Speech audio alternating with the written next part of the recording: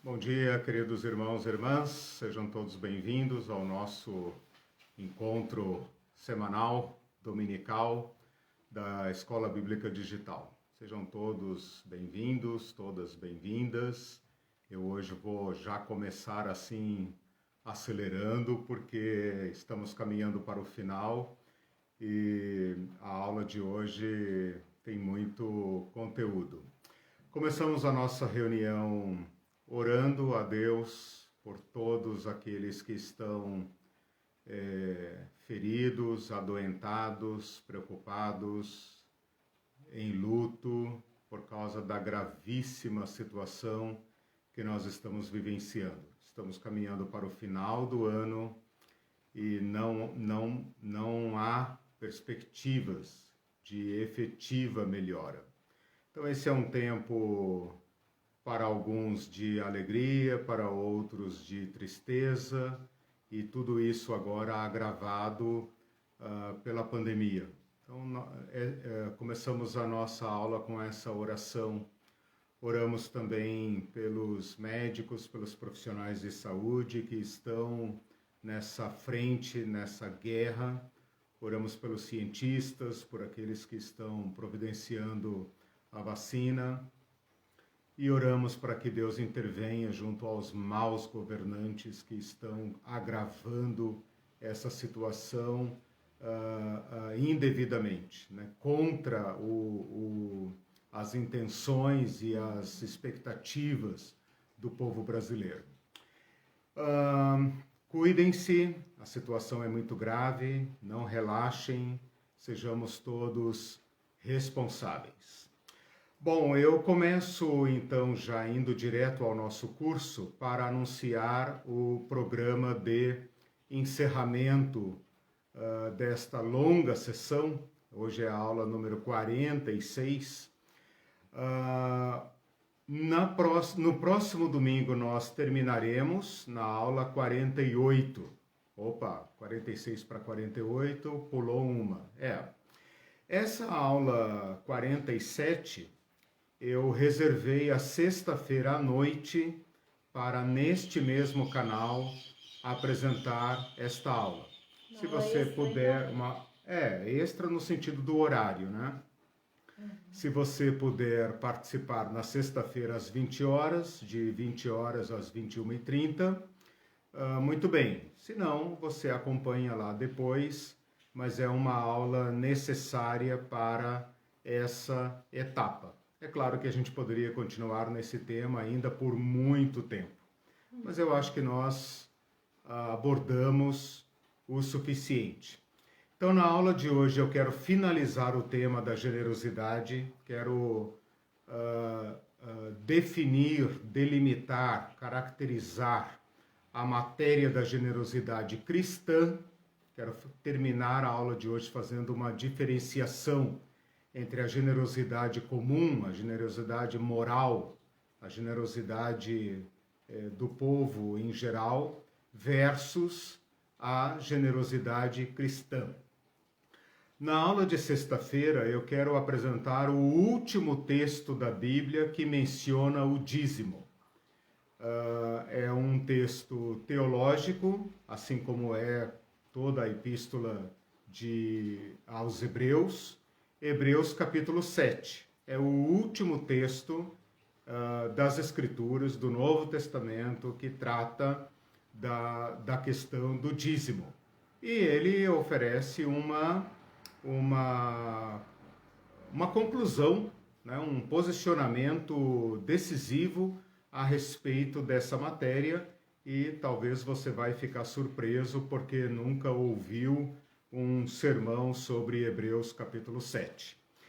E na aula que vem, na aula 48, eu quero fazer então aquela aula necessária, uma aula de considerações finais, fazendo uma análise panorâmica, comparativa, entre o sistema judaico e o sistema eclesial, mostrando como esses dois sistemas evoluíram, como eles chegaram a ser o que são, onde que o dízimo, como nós conhecemos, entrou na história da igreja, né? e como nós podemos nos posicionar hoje frente a essa questão, à luz do que temos estudado e do que entendemos ser a vontade de Deus, como nós aprendemos nos Evangelhos, como nós aprendemos em Cristo. No próximo ano, estamos ainda pensando, a Irene até sugeriu fazer uma enquete, né? Vocês que acompanham as aulas, a gente definir um tema para trabalharmos juntos ao longo do ano que vem. Bom, feita essa introdução, vamos então para a nossa matéria de hoje. Na aula passada, eu iniciei a temática da generosidade cristã, dizendo que seriam 2 aulas teóricas. E eu defendi a questão da aula teórica, afirmando que toda prática expressa uma teoria. Você pode até ser uma pessoa mão na massa, uma pessoa que não gosta muito de estudos mais aprofundados, mas sem dúvida alguma, a sua prática é a expressão de uma forma de pensar. E nós temos que mudar, converter, transformar a nossa maneira de pensar. Não que a pessoa mais prática e menos teórica tenha qualquer defeito, mas justamente para orientar, para fundamentar a prática, para evitar erros. Por outro lado, não basta saber a teoria de uma matéria para praticá-la, né? É muito mais importante a prática da generosidade do que a teoria da generosidade. Mas como eu sou um cristão e eu me espelho no modelo de Jesus Cristo ensinava a agir, né? Seu último mandato foi: ensinem as pessoas a guardarem aquilo que eu tenho ensinado, aquilo que eu tenho ordenado. Então é nosso dever guardar a tradição de Jesus.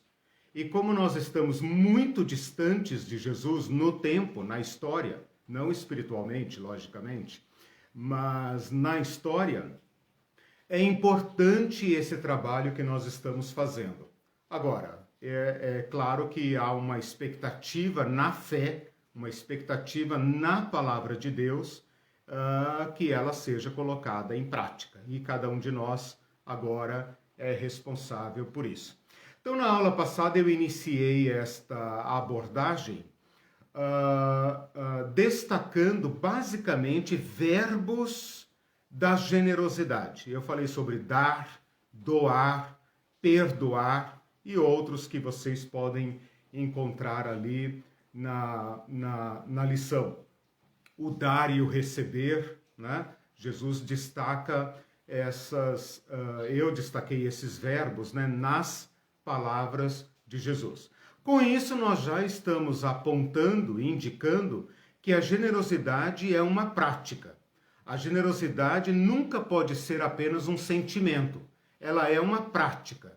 E ela é uma prática que se define, se caracteriza pelo doar.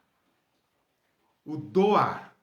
A transferência daquilo que está sob minha responsabilidade para atender a necessidade de outra pessoa. Ele tende a promover igualdade. Eu tenho sobrando, ou eu tenho, né? Sobrando é uma questão muito discutida. Eu tenho, este não tem, então eu transfiro para este. E agora eu diminuo aquilo que eu tenho e eu aumento aquilo que aquela outra pessoa não tinha. Então a generosidade se expressa nisso, né? Por isso ela é uma expressão da graça, ela é uma expressão do amor cristão. Hoje eu quero estabelecer o princípio da generosidade. Eu quero estabelecer a força motriz, a lógica interna da generosidade. Como que nós devemos pensar a generosidade? Que vai nos ajudar a remover, superar alguns obstáculos, alguns impedimentos filosóficos, ideológicos em relação à generosidade. E também estabelecer o objetivo da generosidade. Para onde nós vamos com isso? O que é que nós queremos produzir? Estabelecidos esses dois pontos, esses dois extremos, ou seja, o princípio da generosidade e o fim da generosidade, fim no sentido de objetivo, não no objetivo de extinção, né? Porque o fim capta ou inclui esses dois sentidos, extrair do meio, né, onde nós estamos, entre o princípio e o fim, do meio da nossa caminhada, extrair pelo menos 3 posturas que são, digamos, decorrentes do estabelecimento desses dois princípios. Deu para entender? Eu vou estabelecer 2 pontos fundamentais, como quem vai construir uma casa, né? Estabelece ali os fundamentos, né? Os contornos, as definições, as delimitações do tema, né? Princípio da generosidade, ou seja, aquilo que está antes de mim e que me impele à generosidade. E aquilo que está diante de mim, para onde ou para o que eu caminho nesta prática da generosidade. E entre esses 2 polos, princípio e fim, ou princípio e objetivo, extrair e estabelecer pelo menos 3 posturas, 3 respostas que nós devemos ao nosso Deus, aquele que estabeleceu o nosso princípio e o nosso objetivo. Então vamos começar. Nossa, deu até uma falhada agora, deu um falsete agora, né? Podemos começar? Sim. Tá. Então, bom dia a todos que estão aí, vamos lá. O princípio da generosidade, eu já falei um pouco na aula passada, mas hoje eu quero estabelecê-lo com maior clareza e profundidade. É rápido. No princípio de tudo, antes de tudo, segundo a nossa fé cristã, segundo a revelação bíblica, está o Deus eterno. Deus é antes de tudo. Ninguém ou nada é antes dele. Então, antes de tudo, se você voltar no tempo e avançar para trás do Big Bang, para trás de Gênesis 1, para trás de João 1, o verbo, o logos, você tem o incriado, o Deus eterno. Isso não resolve tudo. É necessário dizer quem é e como é este Deus. De acordo com a nossa teologia, de acordo com o Antigo Testamento, com o Novo Testamento, de acordo com as Escrituras, de acordo com a nossa compreensão, esse Deus é amor. Então, a natureza deste Deus é o amor. E nós, cristãos, avançamos esta compreensão para um Deus comunitário. Ora, dizer que Deus é amor e ao mesmo tempo solitário é quase que uma contradição. Porque uma pessoa solitária, unopessoal, seria uma pessoa necessariamente frustrada, porque jamais poderia expressar o seu amor. Se ele estivesse acompanhado de seres inferiores, ele ainda seria uma pessoa frustrada, porque ele não poderia expressar totalmente o seu amor. Ora, nós cristãos temos chegados a compreender que o nosso Deus é triuno, que o Pai, o Filho e o Espírito Santo são um em amor. E esse amor é de tal ordem perfeita que Deus é um. Ouve, ó Israel, o Senhor teu Deus é o único Deus. Há um só Deus, um só Senhor. Mas esse Deus é um amor perfeito, porque um é para o outro e este outro é para esses, e esse é para aqueles, e esse é para esses, de modo que o amor, essa doação de si ao outro em espírito e em amor, revela-se para nós como um. Dizendo em palavras mais claras, o Pai é para o Filho. O Pai não ama o Filho de modo apenas declaratório, confessional. O Pai é para o Filho. O Filho é para o Pai. O Pai é para o Espírito. O Pai é para o Filho e para o Espírito. O Filho é para o Pai e para o Espírito. O Espírito é para o Pai e para o Filho. E estes três são um. E este amor da Trindade, este doar interpessoal da Trindade, e eu não vou entrar mais do que isso nessa doutrina, estou apenas estabelecendo o ponto de partida. Este doar da Trindade forma um ser perfeito. Este ser perfeito poderia ser voltado para si, porque ele é perfeito em si e autossuficiente em si mesmo. Ele não precisa de nada fora dele, não depende de absolutamente nada fora dele. Por isso só ele é eterno. Ele é antes de todas as coisas, ele criou todas as coisas e sem ele nada do que foi feito se fez. Mas este Deus triuno doa-se. Aqui está a mais pura voluntariedade. Quando este Deus decide criar, decide doar-se, decide abrir-se, porque é próprio do amor abrir-se. E esse abrir-se para criar não decorre de nenhuma necessidade interna, de nenhuma necessidade externa. Não há nada que possa cobrar, não há ninguém que possa cobrar deste Deus. Paulo, lá em Romanos 11, ele fala assim, quem primeiro deu a ele para que lhe possa ser restituído? Ou seja, ninguém lhe exigiu absolutamente nada. Quando este Deus resolve criar, está aí o ato primeiro da generosidade. Então, Deus é amor, e é um amor efetivo na medida em que se doa a si mesmo para o outro. Ele doa-se para o Filho, doa-se para o Pai.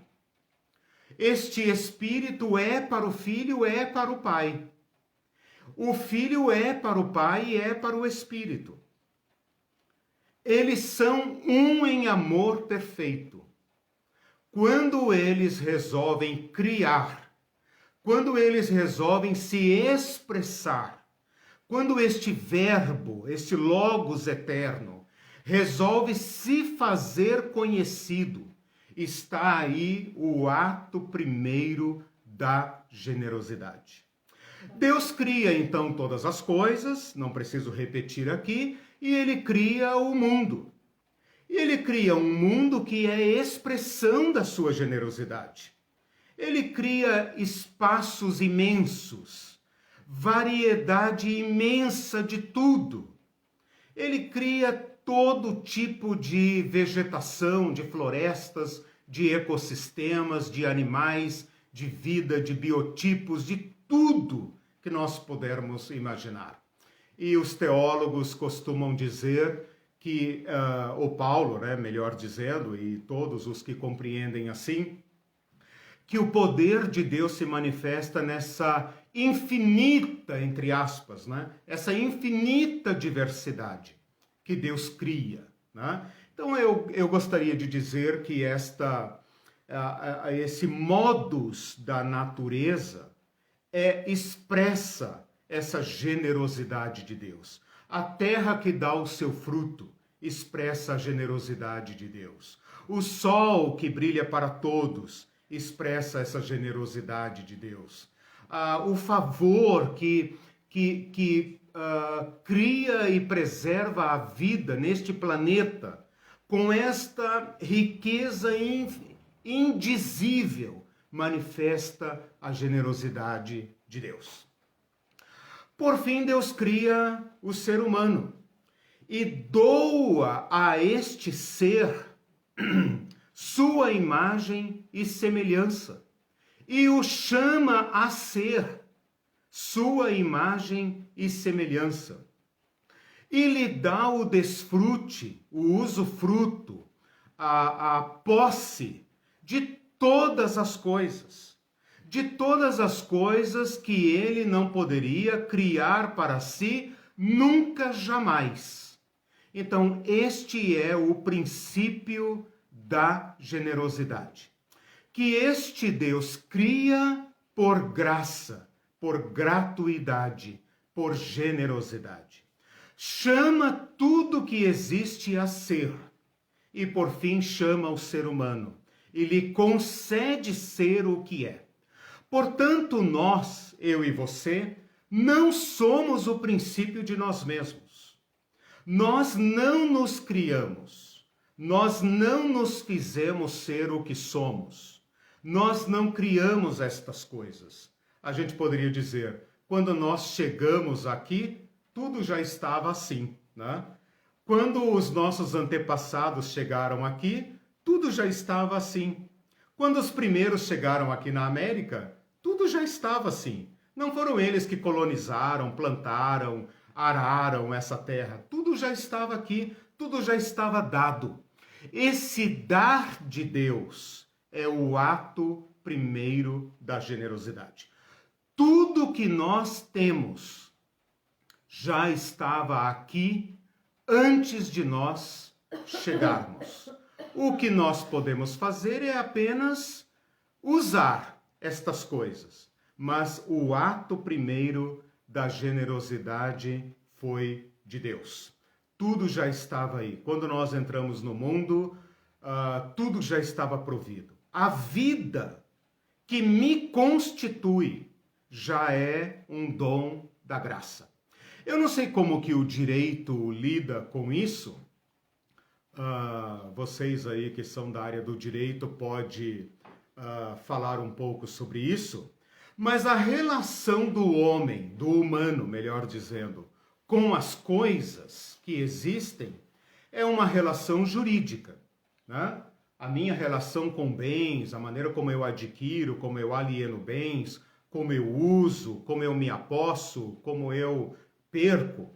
Essas relações, esses atos são atos jurídicos, são relações jurídicas.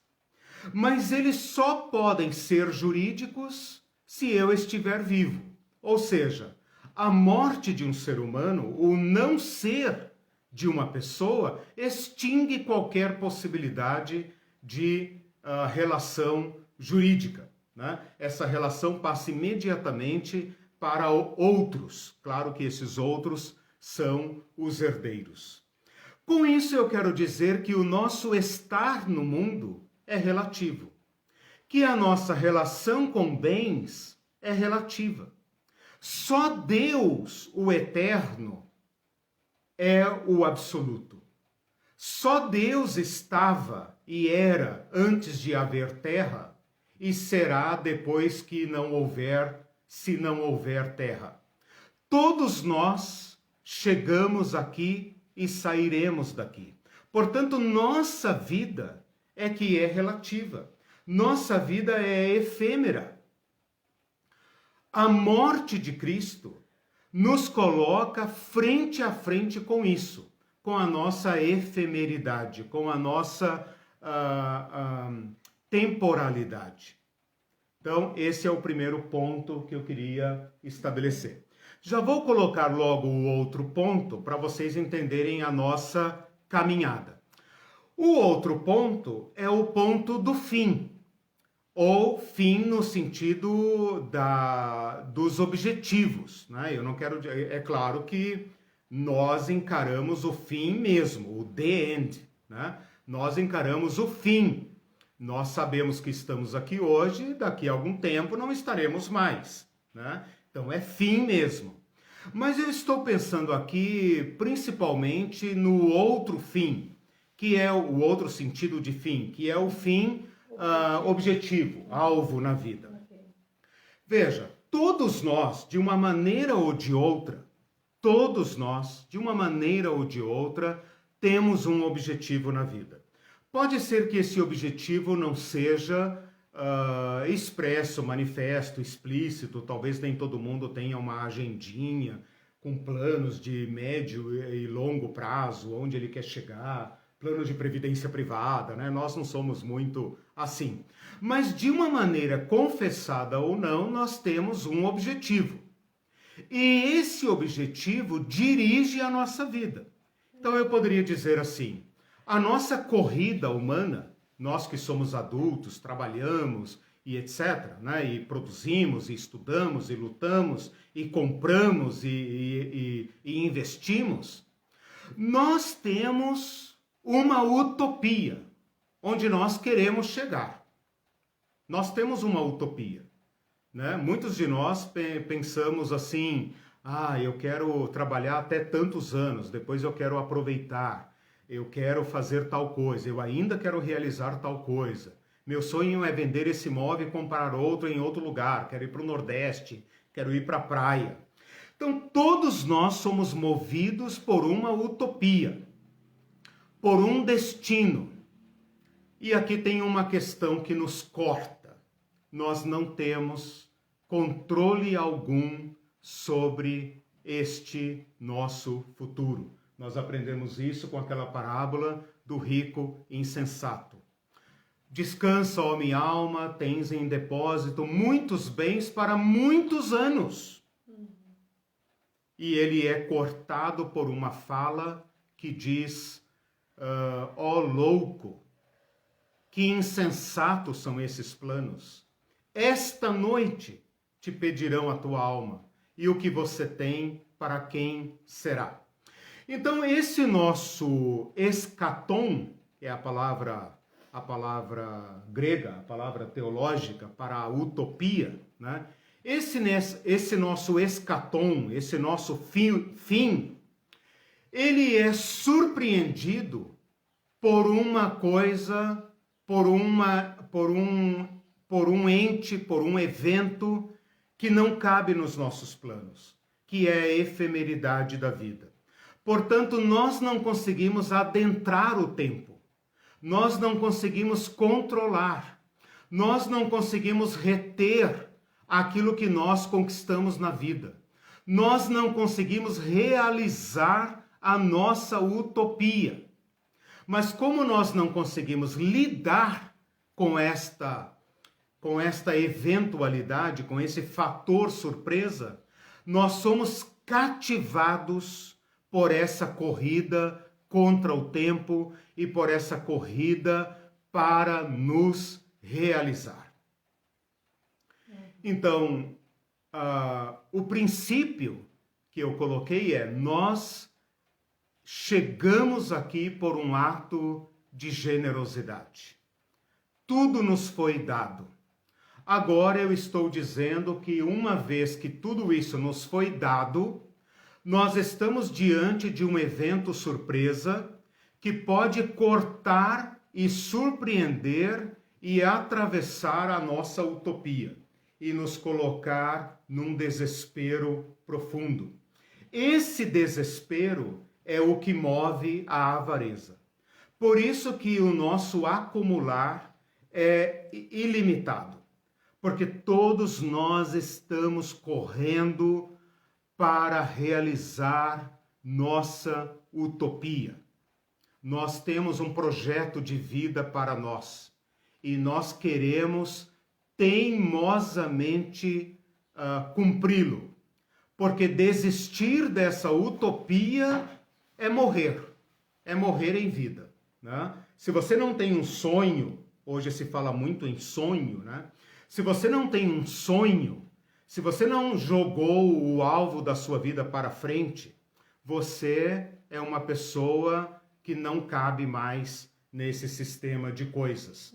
Porque nós somos incitados, né, a acumular para realizar nossas utopias. O que ninguém nos diz é que nossa utopia é irrealizável. As nossas utopias efetivas, aquelas que estão por trás da longevidade, por trás dos bens que nós queremos possuir, o que nós queremos agarrar de fato com as nossas riquezas, não é apenas extratos poupudos ou longas listas de imóveis para declarar no imposto de renda. O que nós queremos efetivamente é felicidade. É aquela alegria, aquele prazer, a felicidade. É isso que nós queremos. Então, aqui que entra de novo a utopia de Deus. Deus nos deu de novo a vida. Estando nós mortos em nós mesmos, quer nós estejamos já desesperançados, deprimidos, sem sentido na vida, sem nenhuma utopia. Nós não temos mais utopia, né? A pandemia acabou com a nossa utopia. Tá difícil ter utopia. Tá difícil pensar em 2021. Porque nós estamos cara a cara com a nossa factibilidade, com a nossa efemeridade. Agora nós temos certeza que mesmo tendo uma poupança para fazer viagem à Europa, não dá. Não dá mais. Não é mais questão só de dinheiro. Exato, não é mais uma questão. O elemento surpresa, o efeito indesejado do nosso sistema econômico atravessou o nosso caminho e está dizendo para nós, loucos insensatos, o que vocês acumularam é o quê? Se não houver água, se não houver ar, se não houver terra fértil. O que vocês estão acumulando? Vocês estão correndo pelo quê? Se a morte de vocês é uma questão meramente ambiental, se esta natureza da graça de Deus pode reagir contra vocês e matá-los. Aqui entra um outro ato da generosidade de Deus, que vai definir o nosso escatom, que vai nos recolocar na utopia. Paulo vai dizer, ele nos deu vida. Efésios 2, né? Aquele texto ali bem conhecido, Efésios 2. Mas Deus, sendo rico em misericórdia, eu poderia dizer, Deus sendo rico em generosidade, por causa do grande amor com que nos amou, estando nós mortos, efetivamente mortos, nos deu vida juntamente com Cristo, pela graça de Deus. Ou eu poderia dizer, pela generosidade de Deus, nós fomos salvos. Deus amou o mundo de tal maneira que deu. Jesus Cristo falou, ninguém toma a minha vida. O ato da graça de Deus não é tomado, nem exigido, nem demandado por ninguém. O ato da graça de Deus é graça. Por isso chama graça. É gratuidade. Eu dou, Jesus Cristo falou. Ninguém toma a minha vida. Eu espontaneamente a dou. Portanto, a vida, que é a razão de ser, a vida que é esta realidade indefinível, mas que é a base de tudo, da nossa existência, que nos faz ser neste mundo. É nosso princípio, um ato de doar vida para nós, que nós não podemos reter, e portanto não podemos reter nada, porque para reter temos que estar vivos, e não conseguimos reter a própria vida, portanto não podemos reter nada. Tudo que nós temos hoje, amanhã, depois, não será mais, será de terceiros. Deus intervém nesse nosso desespero, nessa nossa corrida insensata para nos dar vida, juntamente com Cristo, a mesma vida de Cristo. E esta vida, este ato generoso de Deus, é expresso nas Escrituras pela palavra herança. Eu gostaria que depois vocês pesquisassem, depois eu vou colocar esta aula na internet, lá no site EBD Online, com diversas referências em que Paulo fala da herança. Nós fomos feitos herdeiros com Cristo. Nós somos co-herdeiros. Nós herdamos todas as coisas. Nós herdamos o reino de Deus. Então eu queria que você pensasse um pouquinho sobre a corrida da nossa vida, o escatom, a utopia da nossa vida. De um lado você tem essa corrida maluca para realizar-se. Se você pudesse segurar-se pelo pescoço e dizer: eu não entrego a minha vida, eu não entrego o meu fôlego, daqui não sai de jeito nenhum, né? Eu fiz um seguro de vida para viver até os 95 anos com saúde. Seguro pelo fôlego. Com saúde. Porque eu tenho um projeto de vida e eu preciso aumentar meus celeiros para realizar, para folgar, para comer, beber, viajar e fazer isso e aquilo e etc. Compara este sonho louco, desesperado, essa luta contra o tempo, que pode ser cortada por uma surpresa a qualquer momento, por um vírusinho, com o nosso Senhor Jesus Cristo, que deu sua vida, deu-nos a vida do Deus triuno, assumiu nossa tragédia humana para levar-nos para dentro da vida de Deus. Pai, que eles sejam um como nós somos. Que nos deu o reino. Ali naquele texto de Lucas, acho que 12, que eu andei lendo com vocês, paralelo do Sermão do Monte, ele fala assim: não tenham medo, pequeno rebanho, porque o Pai, deixa eu ver aqui, capítulo 12, versículo 32, não tenham medo, pequeno rebanho, vocês que estão no meio, né? Vocês que estão aí nessa corrida maluca, não tenham medo, o Pai se agradou em lhes dar o reino. Então eu queria que você pensasse nisso, né? A sua utopia, que é utopia mesmo, porque não vai realizar. Não vai realizar. Pode possuir o mundo e perder a alma, como Jesus falou. A nossa utopia é efetivamente irrealizável. O que nós queremos de fato, dinheiro não compra. Zaqueu descobriu isso perfeitamente, né? Lembrando da aula passada. Versus esta, não dá nem para chamar de utopia, né? Mas vamos usar aqui por empréstimo a palavra utopia.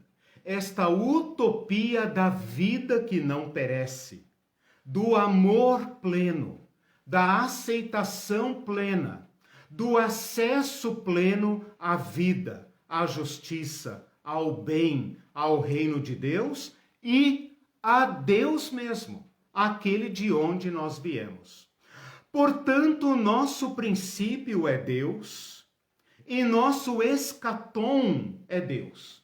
Esses são os dois extremos que eu preciso estabelecer para falar de generosidade. Se eu não estabelecer esses dois princípios, nós vamos apenas praticar, eventualmente, essa solidariedade típica de qualquer pessoa. Mas eu quero estabelecer aqui uma outra generosidade. A generosidade que reconhece um princípio, reconhece que Deus nos deu todas as coisas Ele nos deu um princípio. Ele é o nosso princípio. Eu não sou o meu princípio.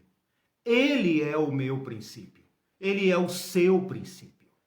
Foi por obra e graça dele que você veio a ser. O que é? Obra e graça dele que você tem acesso ao que tem. Porque se não fosse a vida, esse arzinho do nariz aqui, esse pulmão, né, que agora está sendo detonado pelo coronavírus, se não fosse esse sopro de vida que vai e vem nesse movimento, exato, é uma dádiva que você não tem como prorrogar, como segurar, como eu falei. Não, eu não solto a minha vida. Minha vida é minha, eu comprei. Não tem. E quando para de acontecer esse processo natural, aí é obrigado a fazer a intubação para fazer pelo processo mecânico. Paliativo, para ver se você consegue recuperar a vida. Né? Mas efetivamente, nós não possuímos a vida. Ora, se não possuímos a vida, não possuímos nada. Porque é necessário estar vivo para possuir. Né? Hoje você tem uma casa. Daqui a algum tempo você não tem. Teus filhos poderão ter, teus parentes, etc. Mas você não terá. Né? Então, veja, esta precariedade nos lança no desespero. E então Deus estabelece agora e revela o nosso fim. E o nosso fim agora não é mais o desespero. Não é fim the end, né? Bateu, acabou. Né? Agora é o fim que se abre. Vi novas coisas. Eis que faço novas todas as coisas. Quem está em Cristo já entrou na nova criação. Então esse é o nosso escatom. Onde é que nós estamos? Eu e vocês, todos. Estamos no meio. No meio. Né? Então agora você tem que pensar o seguinte. Na corrida da avareza, você é o seu princípio. Seu braço, seu nariz é que te bancam. Eu tenho o que tenho porque eu consegui, porque eu trabalhei, porque eu estudei, porque eu tenho, porque eu mereço, porque eu fiz e aconteci. Na corrida da avareza não há generosidade. Né? Você é o seu princípio. E você constrói o seu fim. Então, o que nos lança na carreira da avareza, na carreira da acumulação, é uma luta desesperada para bancar nossa utopia. E por isso essa avareza é ilimitada. Porque eu sei que mesmo que eu encha os meus celeiros, o elemento surpresa da perda total, o PT, né? Perda total, né? Tem nada a ver com partido. PT de perda total, seguradora, né? É uma possibilidade. Fulano deu perda total.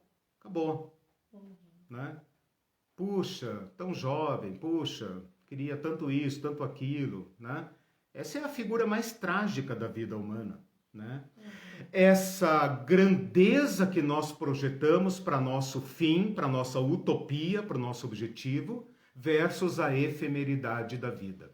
A morte de Cristo estampa diante de nós a nossa finitude, intransponível. A morte de Cristo joga na nossa cara nossa finitude. Nos faz lembrar para sempre que nossa vidinha é frágil. Ela é quase uma morte. Ela é um morto-vivo. Uma vez que nascemos, começamos a envelhecer e a morrer. E essa corrida não tem fim. E a própria sabedoria popular diz, para morrer basta estar vivo, a única certeza que você tem é a morte. Né? A ressurreição de Jesus Cristo altera completamente a nossa utopia. A ressurreição de Jesus Cristo remove a pedra, remove a montanha, remove o nosso paredon, remove completamente e abre para nós a verdadeira vida.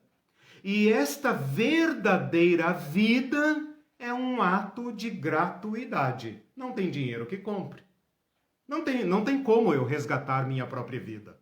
Não tem como eu dizer, não, eu quero viver 200 anos. Onde é que compra?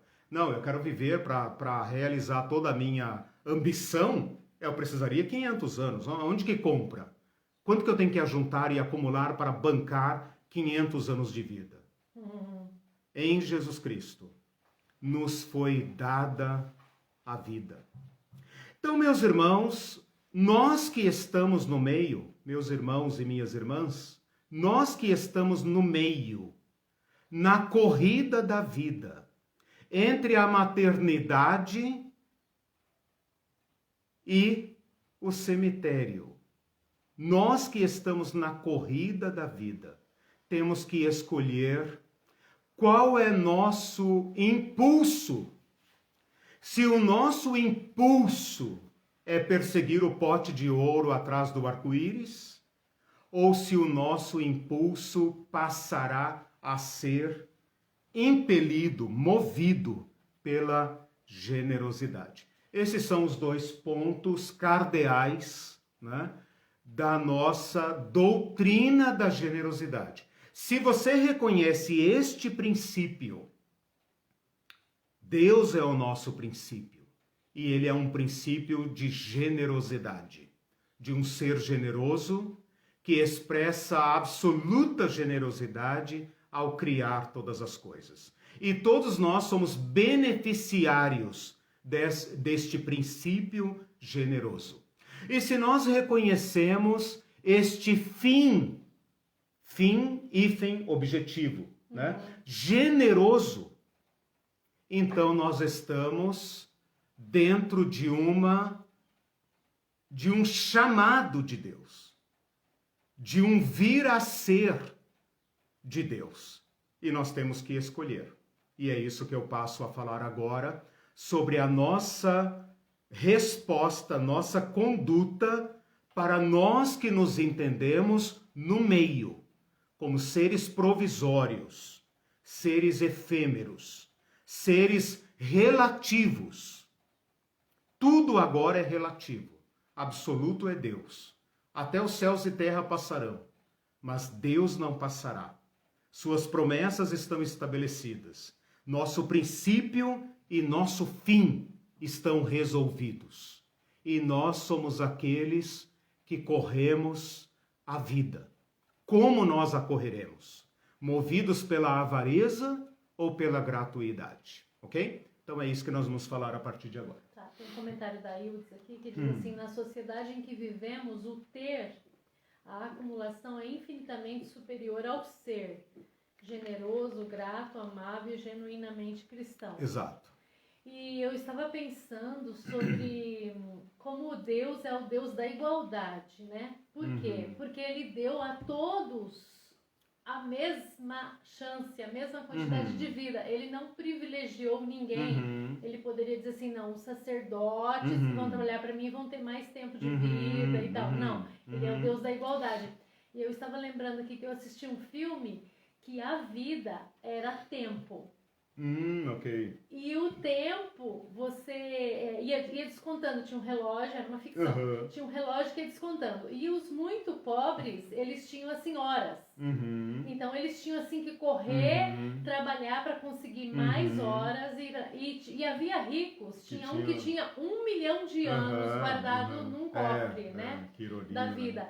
Então, nos ou obriga seja, a pensar, né? nós já vivemos num sistema de desigualdade em que os ricos podem comprar tudo, né?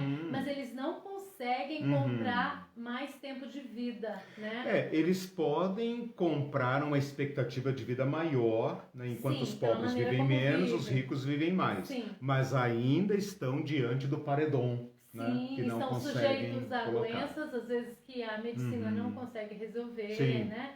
Então, assim, como Deus é o Deus da igualdade, que dá a mesma chance para todos, né? Essa tua fala é algo para a gente meditar ali no Sermão da Montanha, quando Jesus fala assim, o Pai, né, o Pai do céu dá a chuva, dá o sol, né, a bons e maus, é verdade. a ingratos e não ingratos, né? Então, é isso. O que a Ildes falou é muito grave, muito sério, pelo seguinte: na nossa sociedade capitalista, e o capitalismo tem 200 anos, não mais do que isso, né? O capitalismo é uma invenção moderna pós-revolução industrial, ser é igual a ter. O ser está condicionado ao ter. Nós somos definidos pelo ter, né? O que fica demonstrado de modo incontornável é o seguinte: nós só temos porque somos.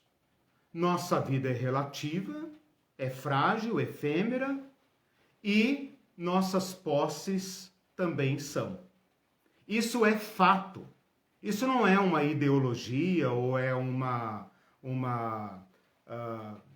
mandamento absurdo, uma tese absurda do cristianismo. É fato. É claro que dizer assim é chocante. Nós não queremos encarar isso, mas é fato, né? Todos nós somos como aquele rico insensato, aumentando os celeiros, ajuntando e ajuntando, para realizar aquela pequena utopia. Sabe, eu me lembrei agora aqueles livros que falam assim, 1000 lugares para conhecer antes de morrer, né? 1000 livros para ler antes de morrer, 1000 filmes para ler antes de morrer. Cara, quantos lugarzinhos você vai conseguir conhecer nessa nossa vida de classe média, né? Os ricos conseguem um pouco mais. Oh, meu Deus, viajou não sei quantos países do mundo, etc. Experimentou prazeres, delícias, etc. Comeu comidas que nós nunca vamos comer, conheceu culturas que nós nunca vamos conhecer, né? A gente vai aí para a Argentina, né? América Central, uma vez na vida na Europa, né? Mas veja como é uma corrida contra o tempo. Né? Eu lembro da minha mãe, antes de falecer, dizendo, o máximo que eu posso viajar é aproveitar até os 80 anos, porque depois você vai viajar com mais de 80 anos, é só canseira, né? É mais perigoso, é mais vulnerável, né? Então nós temos esses dois limites, que são completamente providos por Deus. Então agora eu começo a falar... Só tem mais um comentário sim, pode falar. do Celso. Tá. Ele diz assim, é difícil imitar o apóstolo Paulo quanto à generosidade. Ele próprio disse que sabia ser rico e pobre. Isso. E a radicalidade de Paulo, no sentido de ir à raiz, foi dizer, imitem-me, porque eu imito a Cristo. Eu vou tratar daqui a pouco de Paulo, quando eu falar sobre o contentamento. Eu falei muito rapidamente na aula passada, é um dos itens que eu vou colocar aqui agora. Mas é ótimo lembrar do apóstolo Paulo, né? Ele vai nos dar esta palavra do contentamento, né? E eu preciso esclarecer essa questão hoje. A primeira medida que se espera, a primeira reação que se espera de nós que estamos no meio entre graça e graça, entre um princípio generoso e um fim generoso, que somos marcados pela gratuidade de Deus no meio, na nossa vidinha, é o seguinte: nós devemos ser generosos.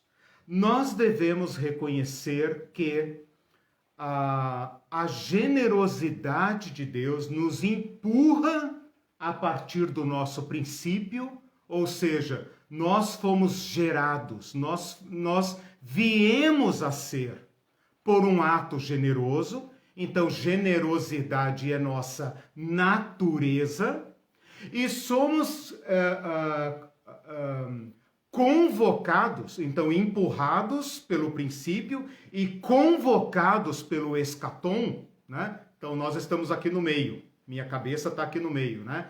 Nós somos empurrados pelo princípio, impelidos por esse princípio e atraídos aqui na frente pela graça.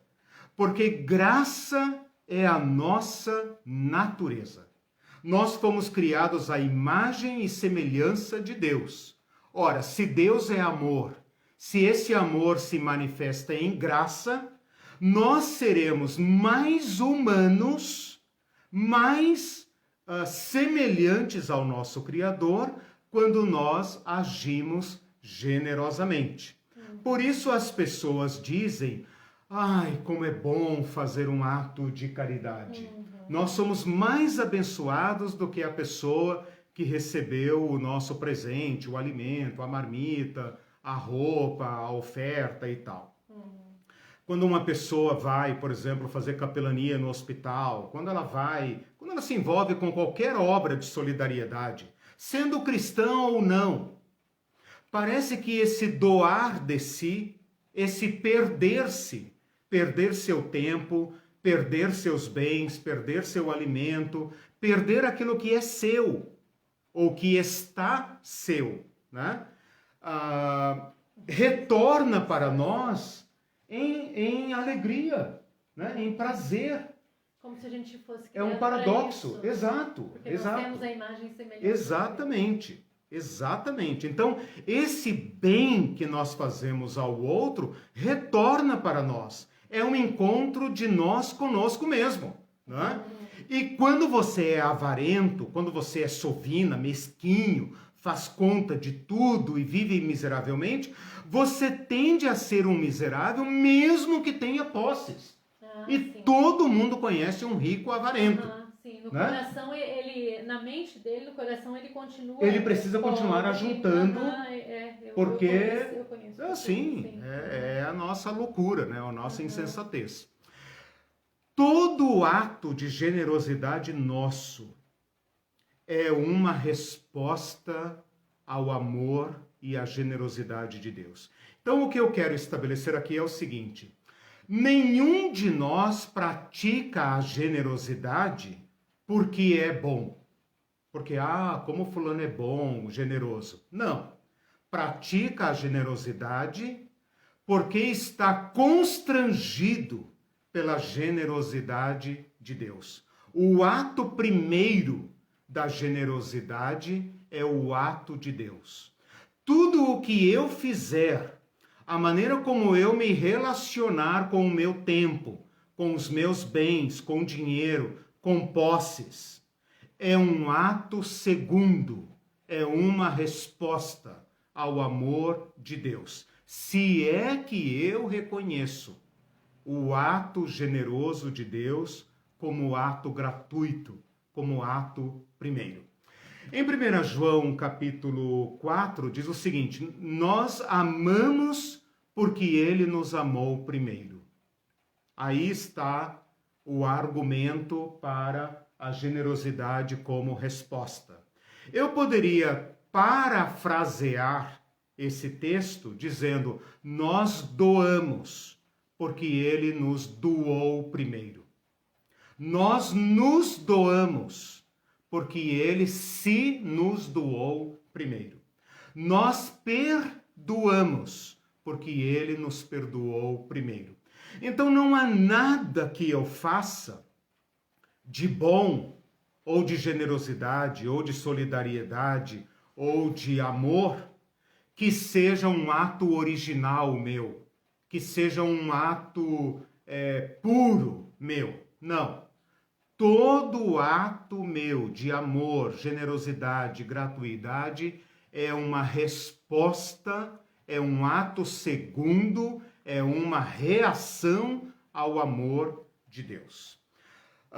Eu coloquei aqui alguns versículos e tal, vou citar apenas o João 1,16, quando fala assim: todos temos recebido da sua plenitude. Olha aí o ato primeiro. Todos nós fomos beneficiários primeiro da sua plenitude. João faz uma confissão universal. É claro que você, ou quem for ouvir, ou alguém, pode dizer: não, vem com esse papo pra cima de mim, cara. eu que fiz e tal. Mas João está dizendo, amigo, amiga, todos nós recebemos da sua plenitude e graça sobre graça. Ele não teve aqui uma expressão grande o suficiente para dizer como eu posso falar da graça, da gracíssima. Ele falou graça sobre graça. É uma inundação, é uma inundação. Todos nós somos contemplados pela graça, graça, graça, graça de Deus. A Irene falou da igualdade, né? É claro que nós produzimos desigualdade, a desigualdade não é natural, ela é artificial, né? Mas aí estão oportunidades para que nós pratiquemos esse ato segundo, para que a gente corrija no que for possível, no que nos couber essas injustiças, porque todos temos recebido da sua plenitude. Tem um versículo, deixa eu ver se eu anotei aqui, 1 Coríntios 4:7 fala assim: quem é que te fez sobressair? E o que você tem que você não recebeu? E se recebeu, por que te glorias como se não tivesse recebido? Eu amo esse versículo. Efésios 5:7? Não. 1 Coríntios 4:7. Eu amo esse versículo. Esse versículo, ele é uma moldura para mim. Ele me faz sempre lembrar que tudo que eu tenho, tudo que eu sou, me foi dado. O que você tem que você não recebeu? Originalmente. O que você tem que você não recebeu? E se recebeu, por que se vangloria? Por que se trata essas coisas como se não tivesse recebido? Então, Paulo aqui está nos chamando para uma característica da generosidade cristã, que é a seguinte: a generosidade de Deus nos constrange ao ato segundo. Esse ato primeiro de Deus vem sobre nós como uma inundação que empurra, pressiona a nossa avareza. Pressiona, ela vai ficar ali como uma usina, como uma represa, forçando, até que você não consiga mais aguentar e abra as comportas e deixe a graça sobre graça também fluir para outros. Porque se você não abrir as comportas da generosidade, a generosidade de Deus será retida de sobre você, né? É isso que Jesus quis dizer com os princípios paradoxais do dar e receber. Tem um texto de Mateus 10 que ninguém gosta muito de ler, Mateus 10:8. Ninguém gosta muito de ler esse texto, mas eu vou insistir nele aqui, que é: de graça vocês receberam, de graça deem. A gente agora acho que já pode entender o que nós recebemos tudo de graça. É claro que nós trabalhamos essa graça e produzimos, cultivamos, cuidamos, multiplicamos, mas tudo é graça. A força, a vida, a respiração, as capacidades, as aptidões, tudo é graça. Porque um artista é artista, porque um cantor canta, porque uma pessoa tem uma habilidade manual, uma habilidade social, uma habilidade intelectual, uma habilidade em qualquer área. Isso não pode ser aprendido apenas tecnicamente. De graça receberam. Sejam graciosos no modo de ser, no modo de agir. Então, os cristãos que apelam para a meritocracia, eles não compreendem esse princípio, né? Claro que não. Porque a ideia defendida é que você usa o seu talento, sua capacidade, como se não tivesse dado, como se fosse você que tivesse desenvolvido. Claro que a pessoa vai desenvolver o talento, mas é em cima da graça. Em cima da graça. E aí ela está naquele patamar, naquela altura, porque ela conseguiu. Então ela defende aquilo uma com negação da graça. E aí os que não conseguiram, eles não se esforçaram, eles não se esforçaram para desenvolver os talentos, né? Perto dessas teses aqui, isso daí já virou farinha, né? Virou pó. Sim, né? exatamente. Porque você tem que reconhecer o princípio da graça, né? E o escatom da graça. Né? Os cristãos meritocráticos, como a Irene está falando, se é que a gente pode usar essa expressão, né? É uma contradição de termos, Sim, né? mas Mesma coisa de falar triângulo redondo, hoje. né? Mas esses cristãos negam o princípio, né? E estabeleceram para si seu próprio fim, sua própria utopia. Por isso que Jesus vai dizer lá para o rico do Lázaro, você já tem seu próprio conforto. Fique com seu conforto, você já tem. Né? Porque essa questão da meritocracia eu vejo nesse estudo que é muito séria, porque ela abafa esse princípio aí que você está querendo mostrar. Sim. Que cada ato não é primeiro meu, não é humano. Exato. Ele é um reflexo da imagem de Deus em mim. É porque Deus fez primeiro. Eu tenho que reconhecer isso. Exatamente. Mas quando eu confio na meritocracia e nesse desenvolvimento de talentos de cada um, o que eu estou dizendo? Que a desigualdade é natural. Sim.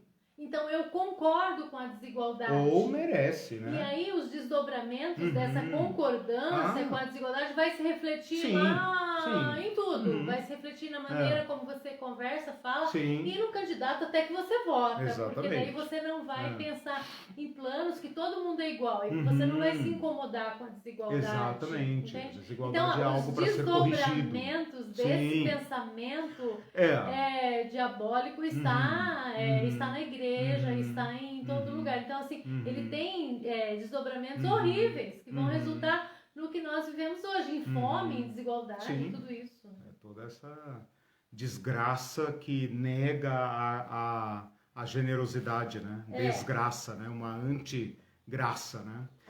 Deixe-me passar rapidamente aqui deixe-me passar rapidamente para contentamento. Então, só para concluir essa questão primeira aí toda a generosidade é um ato segundo, eu diria o seguinte: a generosidade não é um mandamento, mas é um constrangimento. Então não tem um mandamento bíblico dizendo sejam generosos e tal. Bom, tem outros mandamentos, né, nesse sentido, amem-se, né, João e tal. Não é um mandamento no sentido legal, como o dízimo por exemplo, no Antigo Testamento e nas igrejas. Mas ele é um ato-resposta. Ele é um ato daquele que se sente constrangido, movido, impulsionado pela graça de Deus. Eu queria falar agora um pouquinho, e também rapidamente, para dar tempo de aproveitar ali, né, o final da aula, sobre o contentamento. Então agora eu vou lá para Paulo, onde o Celso já mencionou, porque o Paulo fala o seguinte, esse texto aí que o Celso citou, Filipenses 4:11, fala assim: aprendi a viver contente em toda e qualquer situação. Em 1 Timóteo capítulo 6, quando ele está falando da riqueza, dos cristãos ricos, aonde ele fala do amor ao dinheiro, é a raiz de todos os males e tal, ele fala um negócio muito interessante, ele fala um princípio muito interessante que eu quase nunca vejo ninguém pregar, que é a seguinte: grande fonte de lucro é a piedade. Não dá nem para dizer isso no mundo capitalista, né? Piedade é lucro? Grande fonte de lucro é a piedade com contentamento. Parece uma contradição. Pessoas contentes não buscam lucro. Né? Pessoas contentes são pessoas resignadas. Né? Bom, a palavra contente em português, eu não sabia disso, tive que pesquisar, né? Não me ocorreu uma etimologia natural. A palavra contente em português vem do verbo conter.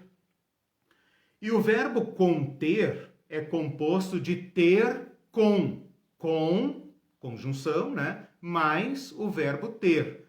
Ter com, ter consigo.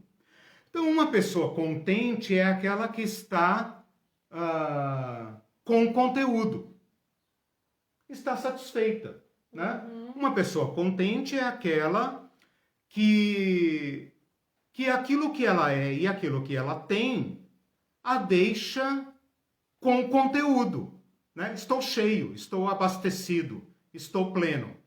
Esta pessoa contente não interessa ao capitalismo, porque uma pessoa contente não consome. Uma pessoa contente não é movida por ambição. A pessoa contente é uma pessoa que está satisfeita com o que tem. Quer tenha pouco, quer tenha muito, assim. Ela está contente. A gente poderia se perguntar, mas o que essa pessoa contém? O que ela contém para ela já estar na tampa, né? Estou por aqui, né? Não naquele sentido, no sentido bom, né? Então imagine que você é uma caixa vazia e você está cheio de coisas. E você fala, esta caixa está contente. Ela está contida, ou com conteúdo, né? Cheia até o fim, até a boca, né? Então, uma pessoa contente é uma pessoa que está satisfeita. O que eu tenho tá bom. Esse contentamento, então, via de regra, ele é fugaz. Porque você está contente agora, porque comprou um troço aí na Black Friday, né? Comprou, teve uma promoção e passou no vestibular, né? Ganhou alguma coisa, começou um projeto novo, sei lá, né? Você está contente. Mas todos nós sabemos que esse contentamento passa logo e a gente passa a precisar de outras coisas. Então a vida é feita de pequenos contentamentos, né? Nós temos vários abismos internos, né? Você compra uma coisa, você satisfaz ali um desses abismos, né? Mas, poxa vida, tem esse, aquele, né? E tal. E daqui a pouco essa coisa que você comprou já vai ficando velha, defasada, e esse contentamento abaixa. Paulo fala, aprendi a viver contente em toda e qualquer situação. Bom, eu queria fazer aqui uma objeção à palavra contente, porque em português ela pode nos dar uma ideia de resignação. Algo assim mais ou menos como, tá ruim, mas tá bom, tanto faz, né? Às vezes você vai numa pessoa, por exemplo, você vai visitar uma pessoa num bairro muito pobre, numa favela, ou uma pessoa está vivendo miseravelmente, mas você percebe que aquela pessoa, ela não tem esperança nenhuma mais em nada. Então ela está resignada. Ela deveria, se ela caísse em si, na realidade dela, nesse nosso mundo, ela poderia estar desesperada. Mas ela não está. Mas isso não é o contentamento de que Paulo está falando. Isso é apenas um tanto faz, tanto fez, deixa a vida me levar, eu não vou chegar a lugar nenhum mesmo e tal. Para corrigir este significado indesejado, eu faço objeção a esta palavra contentamento, a menos que ela seja acompanhada da seguinte ressalva. E a ressalva eu vou buscar na palavra original do grego, que é autarqueia. E a palavra autarqueia é aportuguesada, e todo funcionário público, né, Celso, Mindu, né, muita gente conhece essa palavra em português, autarquia. O que é uma autarquia? Uma autarquia é uma entidade, uma instituição pública ou mista, né, que tem gestão própria, então autoprópria. E arque, governo, né? Arque significa diversas coisas e tal, pode significar princípio também, né? mas a instituição chamada autarquia é uma instituição que tem administração própria. Mesmo que ela esteja vinculada a um ministério, a um governo e tal, ela tem um status, né, uma natureza, uma constituição, uma gestão própria. Esta palavra em grego, obviamente, não tem esse sentido, mas ela tem um sentido muito importante para nós que estamos no meio. E o sentido é o seguinte: auto é si mesmo e arquê é domínio próprio.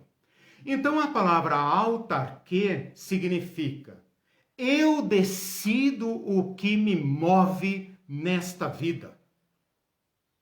Eu decido o que me move nesta vida. Portanto, esse contentamento que Paulo fala não é aquele contentamento do tanto faz, tanto fez, eu não vou chegar a lugar nenhum mesmo, eu não tenho sonho. Que sonho, minha filha? Que sonho, né? Tanto faz, tanto fez. É aquele mau funcionário, mau aluno, aquele cara que não tem, entendeu? Tanto faz, quero viver a vida de modo resignado, né? E ele não é movido. A palavra aqui é para quem é movido, porque a vida nos move. A vida nos empurra e nos atrai, né? Nós não temos, a vida é de uma ordem tão efêmera que nós não temos como nos furtar a este arquê, a este princípio que nos move, a isso que nos impele, essa força motriz, essa propulsão, estou usando palavras da mecânica aqui, né? Esse motor, esse moto, né? Tudo isso que nos impele na vida, que bota todos nós, bota é do Rio de Janeiro, né? Que coloca todos nós em movimento pela vida. O que Paulo está dizendo aqui é o seguinte: eu estou em movimento, mas eu decidi o que me move. E o que me move não é mais o amor ao dinheiro ou a qualquer bem que possa me trazer lucros pessoais que façam na minha vida o papel do dinheiro. Eu não sou movido pelo acumular. Eu não sou movido pela avareza. Eu não sou movido por mamon. Eu decido o que me move. E o que me move é a graça. E o que me impele nesta vida é a graça. Uma pessoa que é movida pela graça é uma pessoa que sabe manejar a vida, o tempo e os bens. Ele não é pródigo, ele não é, como é que fala a palavra? Esbanjador, ele não é irresponsável, ele tem planos para o futuro, ele faz o melhor que ele pode, ele é um bom funcionário, um bom empreendedor, ele tem sonhos, ele tem ambições, mas ele escolheu o que o move. E o que o move não é a avareza, porque ele não está correndo para realizar sua utopia. Ele não quer chegar a um projeto particular de vida. Ele já tem a utopia. Ele já tem tudo. O apóstolo Paulo fala em Romanos 8:32, esse versículo que eu ia citar aquela hora, não me lembro se eu coloquei aqui na folha. Aquele que não poupou seu próprio filho, antes por todos nós o entregou, o deu, porventura nos negará alguma coisa? É um contrassenso. Se ele deu tudo, quem dá o mais dá o menos, né? Se Deus nos deu a si próprio, como ele poderia me negar agora as coisas da vida? Como eu poderia cair na miséria ou ficar desprovido ao ser responsavelmente generoso? Então eu decidi o que me move. Então eu gostaria que vocês lessem esses textos do apóstolo Paulo com esta visão da autarqueia. Autarqueia, né? Então a gente poderia dizer assim: grande vantagem na vida é praticar a piedade, decidindo o que te move. Que te move? Não é kit, né? O que, tracinho, te move. Aprendi a viver movido por graça em toda e qualquer situação. Eu sei que Deus me permite passar necessidades. E nessa hora, outros serão movidos pela graça de Deus e me atenderão. Em outra circunstância, eu serei movido pela graça de Deus e outros serão contemplados. Então eu sei que dentro desta comunidade da graça, eu posso passar necessidade, mas eu não ficarei em necessidade, porque a generosidade de outros me proverá. E quando eu estiver sendo generosamente suprido, eu poderei atender outros. E esta comunidade de generosidade é uma manifestação do reino de Deus. Em Hebreus capítulo 13 fala assim: contentem-se com as coisas que vocês têm. Não sejam movidos por ambição. Pode ser que o novo ano coloque diante de nós a necessidade de aprendermos a viver com menos. Pode ser que nós tenhamos que aumentar a nossa partilha. E nós o faremos. Nós o faremos. Porque nós somos peregrinos que estamos no meio. Nós somos movidos pela graça e atraídos pela graça. A utopia da nossa vida já está realizada. Então eu continuo correndo. Mas não porque eu quero realizar meus projetos particulares de vida. Eu continuo correndo porque eu sou herdeiro. Eu sou co-herdeiro da graça da vida. E aquilo que Deus proveu para mim, eu jamais poderia comprar. Então eu posso abrir meus celeiros. Eu posso permitir que os pobres comam.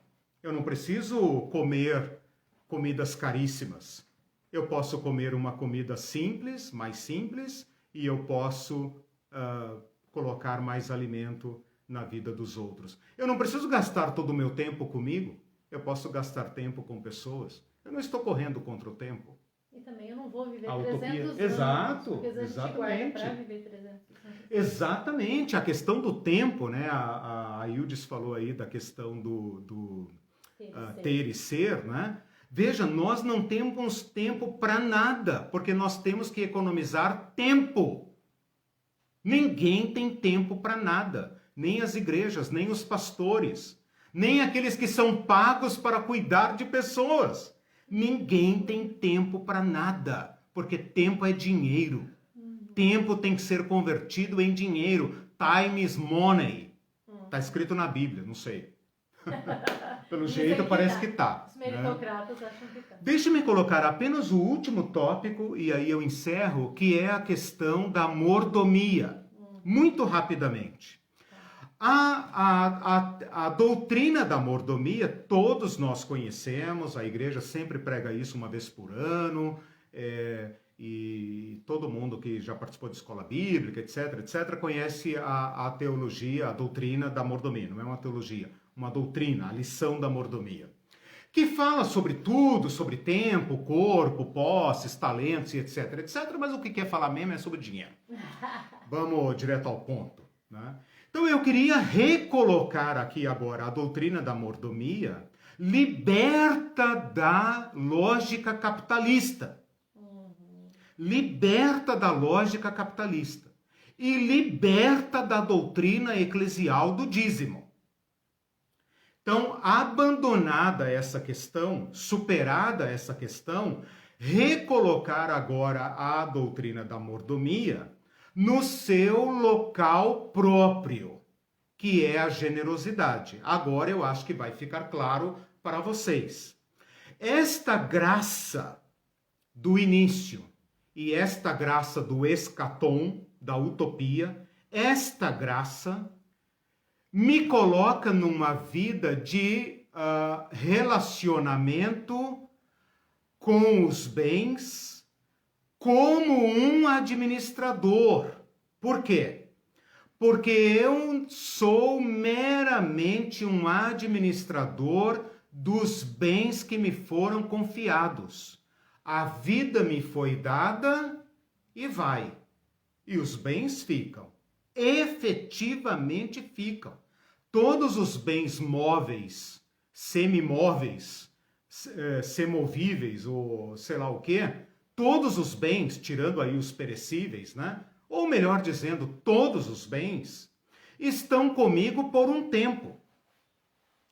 Né? Pensa numa fazenda, por exemplo, numa grande fazenda. Quantos donos ela já teve? Aqui no Brasil temos só 500 anos, mas pensa, por exemplo, numa fazenda na África, uma fazenda na Europa, na Palestina. Quantos donos ela já teve? E a fazenda está lá, aquele território está ali, né? Aquele sítio está ali. Né? Nós somos transitórios, os bens não são. Então a mordomia se coloca não lá na lógica capitalista e na lógica do dízimo, que combina com a lógica capitalista das igrejas capitalistas. A doutrina da mordomia pode ser colocada agora como uma gestão relativa dos bens, da vida. Viver a vida como um bem que me foi confiado. Exercer meus dons, capacidades e talentos como bens que me foram confiados. Cuidar dos bens que eu tenho como bens que me foram confiados. Cuidar do meu dinheiro como bens que me foram confiados. Dando a eles uma finalidade também social. Eu sou meramente o administrador, o fiduciário. A mim me foram confiados esses bens. Nenhum de nós pode agarrar nada, porque não consegue reter nada. Por isso a Bíblia fala, aquele que tentar reter, perderá tudo. E aquele que abrir mão de tudo, esse é que terá. Agora dá para entender. Então eu queria libertar, eu queria, resgatar essa doutrina do Mamon, né? Tirá-la das garras do Mamon e devolvê-la aqui à liberalidade da graça de Deus. Né? Porque se a gente continuar pensando na doutrina da mordomia como significando apenas dízimo, uma repele a outra. Ninguém nunca vai entender essa doutrina da mordomia. Mas agora, na generosidade, sim. Por quê? Porque não é apenas 10%. É, de fato, a sua vida toda que deve gerir os bens com outra lógica. Não a lógica do que agarra, do que acumula, mas a lógica da graciosidade, da gratuidade. É assim que nós somos chamados a seguir Jesus, dando antes de tudo nossa própria vida. Aquele que amar qualquer coisa, qualquer pessoa, mais do que a mim, disse Jesus, não é digno de mim. Então nós começamos devolvendo a vida a Ele, porque é Ele que nos dá vida. Nós só temos vida agora dando-nos a Ele, tornando-nos um com Ele. E isso vai se materializar na posse dos bens. Vejam a igreja primitiva. Assim que recebe o Espírito Santo, a primeira coisa que eles fazem é reunir a comunidade e repartir os bens. Então, a doutrina da mordomia, ela é corrompida por Mamon. Ela é corrompida pela lógica capitalista, que rege o mercado, mas rege também a igreja e o povo da igreja. É necessário libertar essa doutrina e devolvê-la ao caminho do meio, ao caminho da peregrinação, daqueles que sabem que receberam tudo de Deus e que receberam tudo para realizar a vida e que, portanto, podem se relacionar com as coisas e até com a própria vida de forma diferente. Não da forma de quem agarra e ajunta e acumula, mas de uma forma graciosa, que pode partilhar, que pode multiplicar, que pode abençoar, que pode dar sua vida, que pode dar seu tempo, que pode compartilhar seus bens. Então eu coloquei 3 princípios da generosidade cristã. É uma generosidade responsiva, ou seja, ela é reativa à generosidade de Deus, né? Ela é responsiva à generosidade de Deus como princípio e à generosidade de Deus como projeto de vida, né? Aquele projetinho de vida, Deus está realizando. Coloquei o contentamento, coloquei responsiva.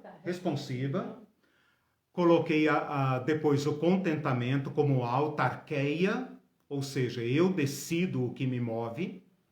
Eu sei que as demandas da vida me exigem isso, mas eu não seguirei esse impulso. Eu sigo outra ordem, né? E terceiro, a mordomia. Eu lido comigo mesmo, eu lido com as pessoas, eu lido com os bens que estão sob minha responsabilidade, o meu emprego, o meu trabalho, minhas relações, etc., como provisórias. Não agarra nem pessoas. Não depende de pessoas para realizar a vida. Administra esses relacionamentos pelo amor de Cristo, pela graça de Cristo. Esta graça de Cristo é maior do que os nossos relacionamentos, do que os nossos amores. Nós amamos mais coisas do que pessoas. Jesus nos chama a um amor que transcenda até os relacionamentos, porque até os relacionamentos, os amigos, são transitórios. Nós os perdemos, tá? E nós temos que lidar com essa transitoriedade, iluminado pela graça. Terminei aqui os 3 pontos. No finalzinho lá, quando você me der aquele último minuto, eu vou apresentar umas características da generosidade cristã, que é uma síntese do que eu falei, mas apenas para pontuar. Vai. Tá, tem alguns comentários aqui. O Guilherme Falcão colocou o restante daquele versículo, 14 e 15, que acho que é... Nossa, já nem sei mais qual. João, que você citou, que diz assim, não vou falar, você vai saber. Vocês nem sabem o que lhes acontecerá amanhã. Qual é a sua vida? Qual é a sua vida? Vocês são como a neblina que Tiago. aparece por um pouco de tempo e depois se então não é isso. É outra referência. Isso. Ao invés disso, deveriam dizer, se o Senhor quiser, viveremos ou faremos isto ou aquilo. Tiago 4, 14 e 15. Perfeito. Muito bem lembrado. A nossa efemeridade. Tiago aí corta no ponto. Ótima lembrança. Vou acrescentar aqui na minha lição. Deixa eu ver se tem mais anterior a isso. Tinha dois da Ivete, da Hildes. Eu cortei durante muito tempo, né? A Ivete disse, temos que lembrar desse favor imensurável de Deus para controlar nossas vaidades humanas. Isso. Esta doutrina da graça de Deus extingue a questão do mérito. Então, não é possível que cristãos, por isso que aquela hora eu falei, cristãos meritocráticos, né? É impossível que cristãos falem em mérito. Eu lembro que, né, vou contar uma piadinha lá de Betânia, né? A Irene uma vez falou com o pastor, o professor, né? Acho que a gente merece tal coisa, né? Tipo assim, a gente merece um fim de semana, merece um sorvete e tal. Ele falou, merece? Minha filha, nós não merecemos nada. Merecemos o inferno. Nós merecemos o inferno. Né? Então é isso. Na boca de cristãos, o mérito, a meritocracia é um palavrão. Cristãos não podem falar em meritocracia. Usem outras palavras para falar sobre isso. Né? Então, a doutora Ivete tem total razão. E ela é um exemplo disso, né? De como usa seu tempo, sua sabedoria, como se doa generosamente a pessoas que muitas vezes não podem retribuir. Como pagar um né? advogado. Poderia estar advogando para pessoas ricas e né, ganhando muito dinheiro, né? Mas doa seu tempo, seu saber Para né? imigrantes, né? Para migrantes, para pobres, para pessoas desamparadas, para pessoas assentadas. Está aí um exemplo da generosidade, minha irmã. A Liliane Que nos citou, ensina muito. citou Tito 2, 11 e 12, porque a graça de Deus se manifestou Isso. salvadora a todos os homens. Isso. Né? Não escolheu alguns, Isso. a todos. Ela Exato. nos ensina a renunciar à impiedade e às paixões mundanas Isso. e a viver de maneira sensata, justa e piedosa nessa era presente. Exato. Aí a gente fica pensando o que são essas paixões mundanas, né? É. Que a gente pensa Sim. que são outras coisas do mundo, É, né? o que nos move. E aí as paixões mundanas estão ali na igreja, estão na Exatamente. cobiça, né? Junto estão na com o de dízimo. recursos. Esse é o ponto grave. Por isso que a doutrina do dízimo eclesial é grave. Ela não apenas não atinge o objetivo, mas como ela impede que você se depare com essa doutrina da graça. Né? Ela obstrui, ela obscurece a verdadeira doutrina cristã. Mas muito bem lembrado também. Está aí um exemplo do verbo dar. Né? Você leu qual versículo? O qual a si mesmo se deu. A si mesmo se deu. Né? A Liliane e o Marcos também são exemplos excelentes desse doar de si. Né? Antes de doar comida, roupa, tempo, doaram-se a si mesmos. Tem essa palavra, inclusive. E a própria casa, a própria tem vida. uma palavra que está em 2 Coríntios, se eu achar aqui eu ainda leio, se alguém achar pode citar aí, que o apóstolo Paulo fala assim: antes ele deram a si mesmos ao Senhor. Então veja, a generosidade é praticada por aqueles que se perderam para o Senhor, optaram por viver na graça. Né? Então, antes de doar coisas, doar os 10%, doar as primícias, doar essa coiserada que os crentes estão doando, né? Doem-se a si mesmos. Doem-se a si mesmos. Por isso que a doutrina do dízimo é tão precária, né? Porque não envolve um doar de si, né? Ela não atinge esse âmago da questão. A Tânia Sansoni disse: estou contente com o dom da vida, né? Que você Amém. falou sobre contente, né? Isso. Ter com o dom Significa da vida. ser impelida pela graça que nos dá a vida. E ela é a Tânia que está com um Sim. filho. Está com um filho enfermo. Precisando Isso. de uma cirurgia. Aproveitamos para pedir oração aqui pelo Juan, né? Do Juan Sansoni. Mas olha só, a vida como gratuidade tira o nosso medo da morte. Porque a vida é um dom. A vida é um dom e um dom assegurado. Uma das razões pelas quais nós somos avarentos, no fim de tudo, a razão irredutível da avareza é o medo da morte. É o medo de não ser. É o medo da extinção que arrebenta com a nossa corrida.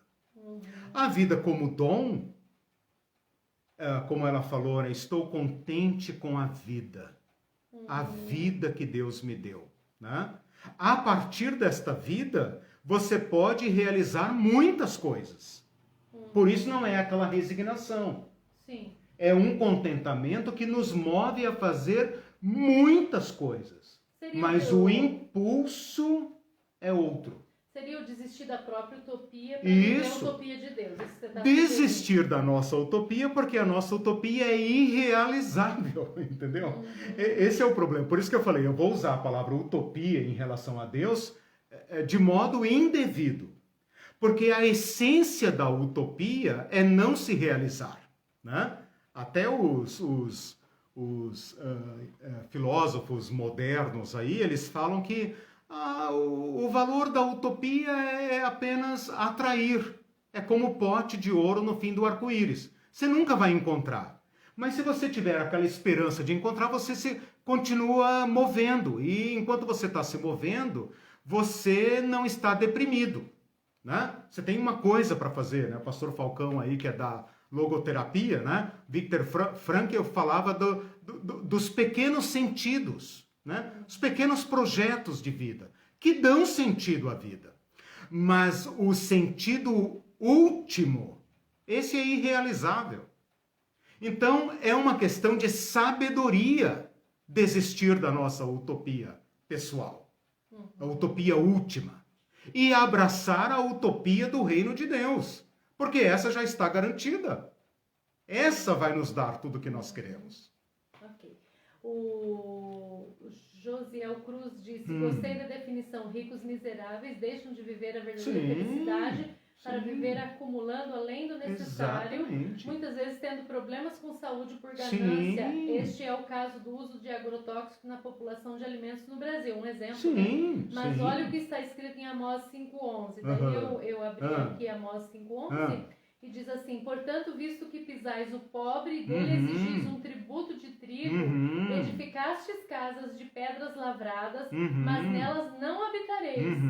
Vinhas desejáveis plantastes, mas não bebereis o seu vinho. Como uma condenação pela busca, pela opressão do pobre para alcançar a sua própria ganância. Sim, muito bem lembrado. E aí, é parecido com a parábola do rico insensato. Sim. Né? A insensatez, essa loucura de fazer e não usufruir. A graça de Deus nos liberta disso. Nos liberta dessa corrida louca. E o Mindu ainda falando da palavra contente, né? No sentido de se Deus é contente porque se basta. Sim. Só um Deus que se basta é capaz de amar. Sim. É o amor puro. E aí a gente tem que imitar isso também, né? Por isso que eu disse lá, boa a tua síntese dessa questão. Por isso que eu disse que o nosso arquê, o nosso princípio é a generosidade pura. Um Deus todo contente resolve doar. Sim. Sem ser demandado por nada nem por ninguém. Resolve doar. E o Admir Artigas deu um testemunho bem bonito que disse, glória a Deus, isso é possível sim. Amém. Viver contente com menos. Tenho experimentado isso e ainda sobra tempo para ajudar um e outro. Sim. Não tenho remuneração da igreja, por opção minha. Opção minha de não ser remunerado. Isso comparando com outros pastores aí, né? Mas é pura graça, a graça que nos basta. Deus é bom. Lindo, exatamente. Né? Lindo, e parabéns também por serem uma comunidade generosa mesmo. Que ajuda até a construir casas para as pessoas, né? Maravilhoso. O testemunho de vocês vai muito longe, né? E aí, em contraste com isso, a Ivete disse, vimos nesses meses de pandemia muitas igrejas da prosperidade fecharem, mas não fecharem para não ter cultos, fecharem por não ter condições, né? Será que os pastores dessas igrejas aprenderam o quanto é efêmera a riqueza e os bens? Tem um magnata aí, né? Pastor magnata, que diz que está vendendo bens, né? Mora numa mansão de 35 milhões, está vendendo por 22 milhões para saldar dívidas e tal, né? Olha o nível que chega, olha aonde chega, né? Onde o evangelho pode ser corrompido, né? Exatamente. E a lógica capitalista. O horário já passou, Isso mas tem mesmo. Mais 2 comentários. Aqui a Dalva colocou aleluia, louvando, né, por essa verdade, esse conteúdo. E o Celso disse, a utopia terrestre da igreja meritocrática passa longe da generosidade. Ela se acomoda e se regozija aqui com os bens, tendo como utopia futura desfrutar de casas de ouro localizadas em ruas de diamantes, um grande condomínio em que o síndico é o carpinteiro. Nossa, exatamente. É uma contradição terrível, né? Então, é isso. Gente, me deem 2 minutinhos para um arremate aqui do tema. Eu só queria dizer que o Novo Testamento fala sobre a palavra generosidade algumas vezes. A palavra generosidade é um termo moderno, né? Mas tem um detalhe muito interessante na palavra grega para generosidade, que é aplos. E aplos é o contrário de duplos. Duplo é aquilo que se dobra, ou duplo, ou dobre. Aplos é simples. É o contrário de duplos, triplos, triplex, né? É o contrário. Então, aplos significa não dobre, não dobrado. Que dá uma ideia de que a generosidade, como entendida pelo Novo Testamento, é franca, sincera, simples, não enrola, não esconde. É uma atitude franca diante da vida, uma atitude sincera, que não tem pretensões, que não tem hipocrisia. Eu vou colocar essa lição lá para vocês verificarem qual é o significado, como a palavra ocorre. E por fim, então, quero colocar aqui uma grade comparativa, bem rapidinha, para comparar a generosidade comum, a generosidade como virtude moral, da generosidade cristã. Tá? Então, rapidamente, a generosidade comum, moral, não precisa escrever, depois eu coloco lá, é uma virtude que traz nobreza. Ela é uma generosidade, ela é uma virtude dos ricos, dos nobres, das pessoas que querem reputação. A generosidade cristã é humilde, porque ela é resposta à graça. A generosidade comum é um ato espontâneo voluntário. É característica da generosidade que ela seja espontânea. Se ela for compulsória, ela deixa de ser generosidade. Se ela for pagamento, reciprocidade, ela deixa de ser generosidade. A generosidade cristã, ela é constrangida pelo amor de Deus. Ela passa a ser um dever daquele que foi contemplado pelo amor de Deus. Vejam isso depois na parábola do credor incompassivo. Eu te perdoei. Você não deveria também ter perdoado? Se vocês não perdoarem os homens, tampouco vosso Pai Celeste vos perdoará. Então a generosidade cristã, ela é um ato meu, porém ele é um ato responsivo e responsável e constrangido pelo amor de Deus. Portanto, você não tem o direito de não ser generoso sem pecar contra Deus. A generosidade moral é um ato eventual, esporádico. Se ela é da minha vontade, se ela é voluntária, então ela é esporádica. A generosidade cristã, não. Ela é um estilo de vida permanente. Cristãos não fazem caridade apenas no Natal. Cristãos adotam a generosidade como seu estilo de vida. Ok? A generosidade comum é um ato individual. Se ele é espontâneo, se ele é esporádico, se eu faço se eu quiser, ele é um ato individual. Pode ser também, digamos, institucional, algumas ONGs e tal que fazem caridade porque querem, mas não tem envolvimento político. A generosidade cristã é individual, é comunitária, é um dever da comunidade. É impossível anunciar a graça sem ser generoso nos bens. Então, uma igreja que prega o evangelho, mas não combate injustiça social no seu meio, é uma igreja hipócrita, né? E é também um ato político. Aquilo que a Irene já falou aqui mais de uma vez. Ao sermos generosos como estilo de vida, nós anunciamos o reino de Deus e denunciamos os esquemas da desigualdade social. Então, a nossa generosidade é um dever da igreja. É um dever político da igreja. Ele tem implicações políticas. Ele não faz média com Mamon. Ele não lustra Mamon. Ele não reúne os pobres uma vez por ano para dar um sopão e fazer média para Mamon. Ele é um ato político.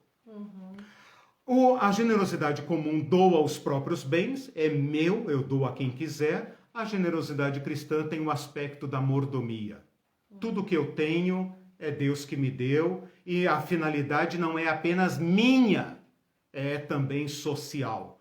Tudo que eu tenho é para ser compartilhado, é para servir. né? Como disse o pastor Carlinhos Queiroz aquela vez, eu não escrevo no meu carro, esse carro é propriedade de Jesus. Por que é? Eu tenho um cômodo da minha casa que é aberto para a rua. Por que é? Então não preciso escrever, essa casa pertence ao Senhor Jesus. Normalmente quando está escrito é porque não é. A generosidade comum não visa alterar as estruturas da injustiça. Você pode dar esmola a vida inteira e o pobre vai continuar na tua porta a vida inteira. A generosidade cristã, ela visa alterar as estruturas da injustiça. E por fim, a generosidade comum é compatível com a avareza. Você pode doar daquilo que acumula, mas vai continuar acumulando, explorando e tudo mais. É compatível com o dízimo. O dízimo não tem a eficácia de atacar a avareza. A generosidade cristã é o oposto da avareza. É a subversão da avareza. É o doar de si e daquilo que tem aos outros. Eu queria fazer essa pontuação, encerrar essa temática da generosidade e convidá-los para um encontro extraordinário na sexta-feira às 20 horas e domingo, novamente, a última aula às 10 horas, ok? Então, sexta-feira você vai dar aula? Sexta-feira eu vou dar aqui ao vivo, do mesmo jeito, só que às 20 horas da noite. Quem puder assistir, beleza. Quem não puder, assista depois. Fica gravado lá. Tchau para vocês, boa semana. A pandemia tá no auge, isso, tá? se cuidem. Beijo. Deus abençoe a todos.